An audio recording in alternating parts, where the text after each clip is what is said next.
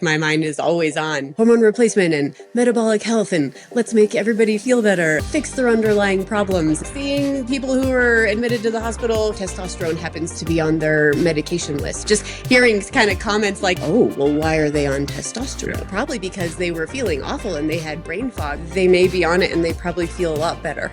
Was there a moment where, and again, for both of you really,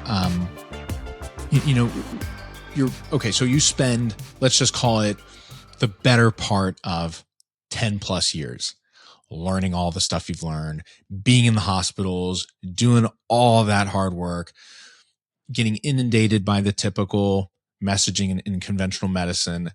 Then all of a sudden you're coming up against personal health problems and you're kind of like weeding through some of the literature and what's going on and what are other ways I can feel better.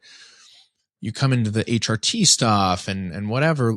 Was there a part of you that ever felt like this is just batshit crazy? There's no way this is real. Like, because again, I think like Tanner was kind of saying like, there's almost this defense that we have, this natural, like, no, this is bullshit. Yeah. It's not real. I'm not going to focus on this. And I'm going to disparage, in fact, anybody who does to kind of whatever, keep that ego alive or something. Like, did you guys come across that? Because I did. I mean, I remember there was a point where like, oh my gosh, there's no way this stuff's real or whatever. Like, did you guys ever come across some feelings like that? Yes.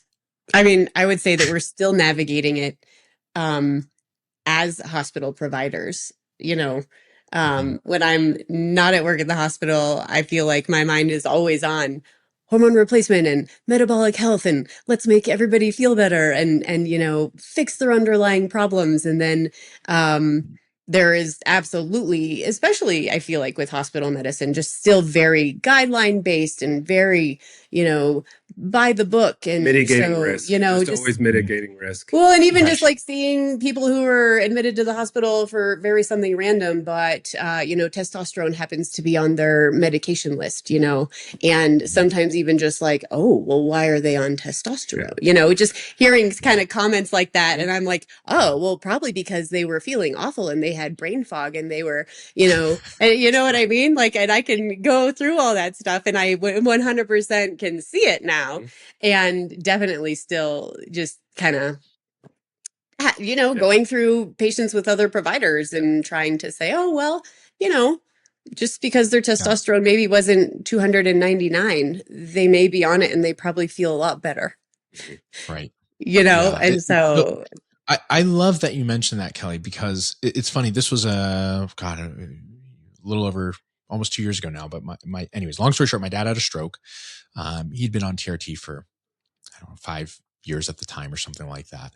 Helped him tremendously. He has a horrible case of ankylosing spondylitis and ulcerative colitis and all the autoimmune. He was on a medication. Now I'm going to, of course, forget it. A biologic, right? Essentially. He has a stroke, go to the hospital, the whole workup. First thing, oh, he's on TRT? No wonder. Yep. Yeah. Is what I hear from all the critical care guys right there. Oh, yeah. I'm thinking like, okay, here we go. Yep. So it's just the whole time I'm in this hospital and I'm pissed off because my dad's having a stroke and he looks terrible and I'm going to lose my dad. And these guys are like shitting on TRT the whole time. And, I get to a point where the fellow is speaking with me and my dad, fortunately, he's perfectly well and good now and everything was fine. But we're having a conversation and he's asking me about TRT and like, why was he on that? And and I'm describing it to him and he's like, well, he immediately needs to stop taking it. Like, this is what caused the stroke. We know for a fact that there's nothing else. And I was like, dude, have you looked at any of those biologics?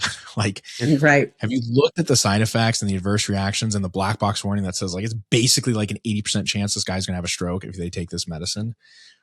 And it was almost like he had this like visceral reaction to that.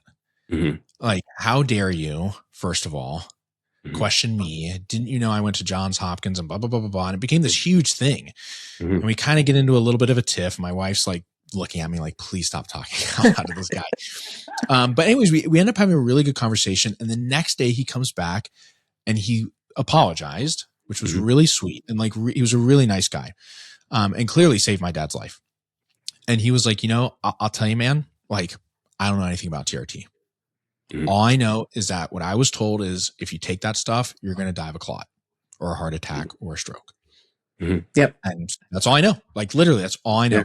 I didn't even think about looking at his other meds, to be honest with you.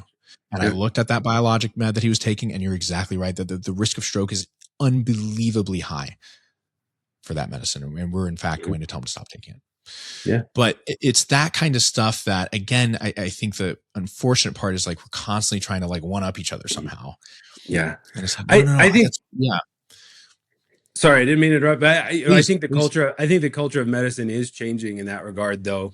Because a lot of that ego reaction does come from decades of patients, almost idolizing doctors to say, oh, they know everything. They've studied and they just know all there is to know. And that might have been true in the 50s, 60s, 70s, but now medicine's so complex that sometimes I see a new drug on a commercial on TV before I have ever even heard of it in the hospital. And it's just things are rolling out so fast and so new. It's impossible to keep up with.